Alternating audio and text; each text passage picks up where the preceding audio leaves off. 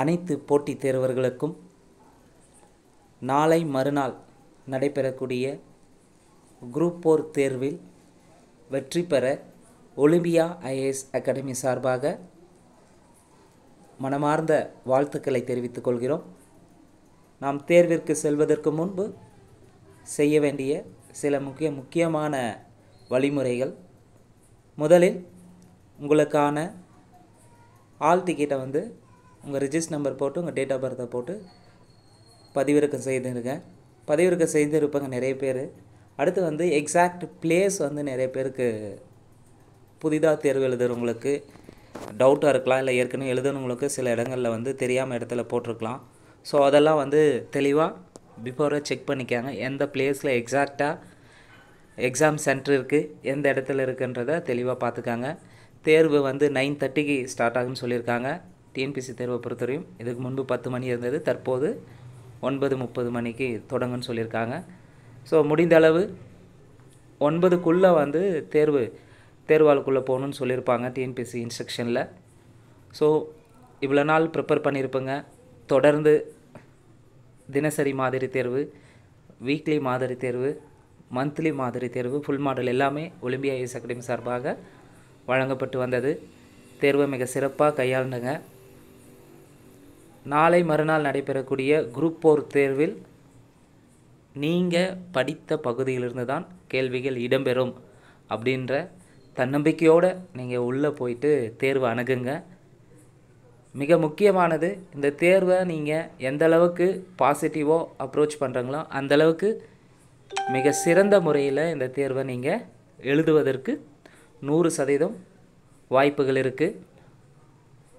உங்கள் மீது, உங்கள் அறிவின் மீது, உங்களுடைய முயற்சியின் மீது, உங்களுடைய செயல்பாடின் மீது முழு நம்பிக்கையோட ஈடுபாட்டோட இந்த தேர்வு அணுகுங்க. கட்டாயம் 2025 நீங்களும் ஒரு அரசு பணியாளராக இருப்பீர்கள். இந்த தேர்வு உங்களுடைய வாழ்வில் மிகச்சிறந்த மாற்றத்தை ஏற்படுத்தும். நாளை மாலையோடு உங்களுடைய திருப்பதில் நிறுத்தி வச்சுடுங்க. அது ரொம்ப ரொம்ப முக்கியமானது. எக்ஸாமில் இருக்கக்கூடிய கொஸ்டின்ஸை 200 கேள்வியை எப்படி சரியாக அட்டன் பண்ணுமோ அதுக்கு முன்னே நம்மளை தயார் பண்ணிக்கிறதுல மிக முக்கியமானது நைட்டு 10 மணி 12 மணி 1 மணி வரையும் தூங்காமல் அப்படியெல்லாம் படிக்கக்கூடாது. இவ்வளோ நாள் கிட்டத்தட்ட ஒரு 6 மாதமாக 1 இயராக நிறைய பேர் படிச்சுட்ருப்பேங்க. இல்லை லாஸ்ட் குரூப் 4ல் 1 மார்க்கில் 2 மார்க்கில் போயிருப்பேங்க. அவங்க எல்லாருக்குமே தெரிஞ்ச ஒரே ஒரு விஷயந்தான், இந்த 3 மணி நேரத்தை மிக சரியாக கையாளணும். அதற்கு முந்தைய நாளை மிக சிறந்த முறையில் திட்டமிட்டு செயல்படுத்தணும். ஏன் அப்படின்னா, நைட்டு ஃபுல்லாக தூங்காமல் இருந்தாங்கன்னா அடுத்த நாள் எக்ஸாம் எழுதும்போது உள்ளே தூக்கமாக வரும். மேபி தூக்கம் வரலன்னா கொஸ்டினுடைய ரிமெம்பர் பண்ண முடியாது. தெரிஞ்ச கேள்வி தவறு செய்வதற்கான வாய்ப்புகள் இருக்கும். ரொம்ப டென்ஷனாக இருக்கும், ஹெட்டேக் வரும். இந்த மாதிரியெல்லாம் பிரச்சனைகள் வராமல் இருக்குன்னா நாளை முடிந்த அளவுக்கு 9 மணிக்குள்ளே நீங்கள் உங்களுடைய இருக்கைக்கு சென்று உறங்கிவிட்டால் மிக சிறந்த முறையில் இருக்கும். ஏன்னா அடுத்த நாள் கட்டாயம் 8:30லேருந்து 9க்குள்ளே எக்ஸாம் ஹால்குள்ளே போகணும். அப்படி இருக்கும்போது நீங்கள் அதுக்கு முன்ன நாள் ப்ரிப்பரேஷனை ஈவினிங்குள்ளே ஸ்டாப் பண்ணிவிட்டு ஃப்ரீயாக லைட் ஃபுட்டாக சாப்பிட்டு நைட்டு ரொம்ப ஹார்டாக நான்வெஜ் எடுக்காமல் நார்மலாக நீங்கள் சாப்பிட்டு ரெஸ்ட் எடுங்க. எக்ஸாமை பற்றி கவலைப்படாமல் ரெஸ்ட் எடுங்க. ஏன்னா நம்ம நிறைய தேர்வாக எழுதியிருக்கிறோங்க. நாளை மறுநாள் உங்களுக்கான நாளாக இருக்கும். ஸோ அந்த 3 மணி நேரத்தை மிக சிறந்த முறையில் கையாளுங்க.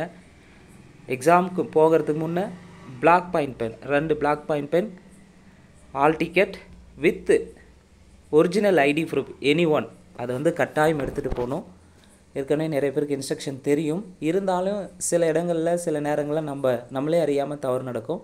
இந்த 3 மணி நேரத்தை மிக சிறந்த முறையில் கையாளும் போது முதல்ல நீங்கள் எக்ஸாம் சென்டருக்கு போனதும் தெரிஞ்சவங்க இருந்தாலும் சரி தெரியாதவங்க இருந்தாலும் சரி முதல்ல அவங்கக்கிட்ட பேசுகிறத ஸ்டாப் பண்ணிக்கோங்க. பேசுகிறதுனா மொத்தமாக பேசக்கூடாதுன்னு சொல்ல, சும்மா பார்த்து ஆய் சொல்லிவிட்டு நீங்கள் பாருன்னு போயிட்டு உங்கள் வேலையை பாருன்னு சைலண்ட்டாக இருங்க. அது ரொம்ப முக்கியமானது.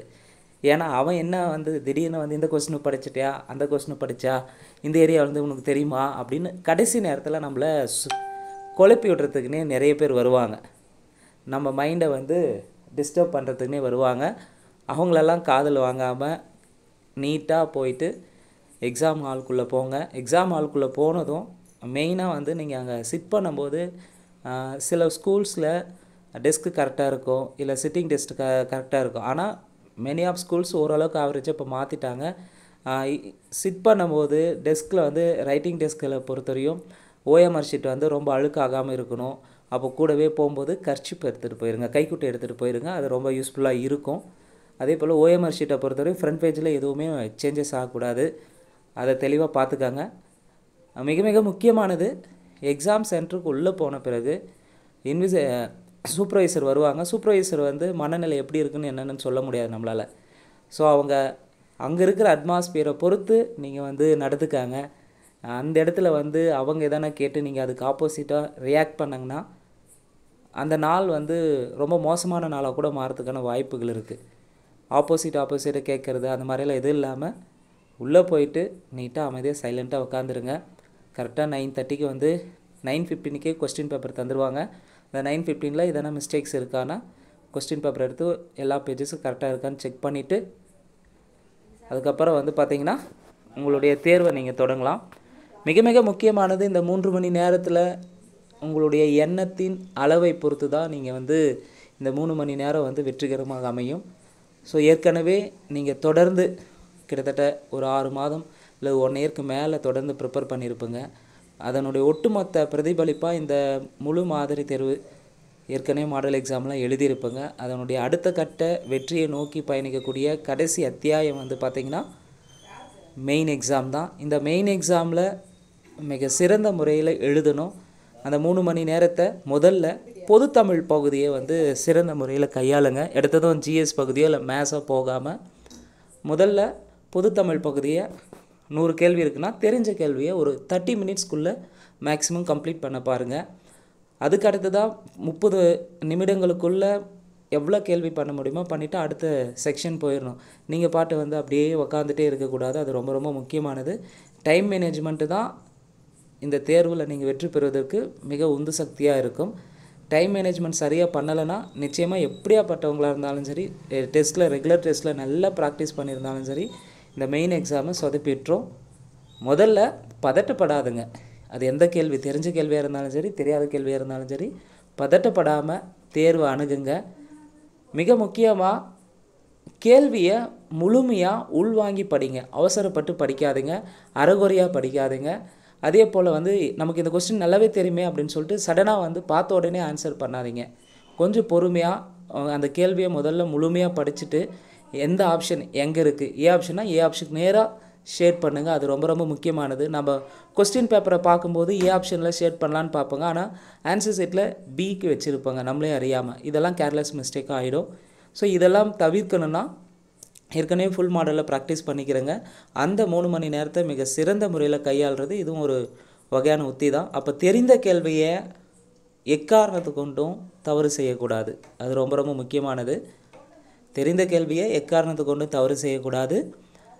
இருக்கக்கூடிய அந்த 3 மணி நேரத்தில் பொதுத்தமிழ் பகுதியை 30 நிமிடத்தில் முடிந்த அளவுக்கு முடித்துவிட்டு அதற்கு அடுத்த பகுதியாக ஜிஎஸ் பகுதியை முதல்ல வந்து ஜிஎஸ்சில் வந்து இருக்கக்கூடிய மேத்ஸை விட்டுட்டு வேகமாக பண்ணலாம். சில பேருக்கு வந்து நல்லாவே மேத்ஸ் பண்ணுறாங்கன்னா அது உடனடியாக டக்குன்னு பண்ணுறவங்க அது மேத்ஸ் ஹேண்டில் பண்ணிக்கலாம். இல்லை என்னால் அவரேஜ் தான் பண்ண முடியும்னா முதல்ல ஜிஎஸ் பகுதியில் தெரிஞ்ச கேள்வி எல்லாத்தையும் வந்து முழுக்க வந்து ஷேட் பண்ணிவிடுங்க. அப்போ மேத்ஸ்க்கு எந்த அளவுக்கு நீங்கள் கூடுதலாக டைம் எடுத்து பண்ண முடியுமோ அந்த அளவுக்கு பண்ணுங்கள். 2025 நீங்களும் ஒரு அரசு பணியாளராக மாற ஒலிம்பியா ஐஏஎஸ் அகாடமி சார்பாக வாழ்த்துக்களை தெரிவித்துக் கொள்கிறோம். நன்றி, வணக்கம்.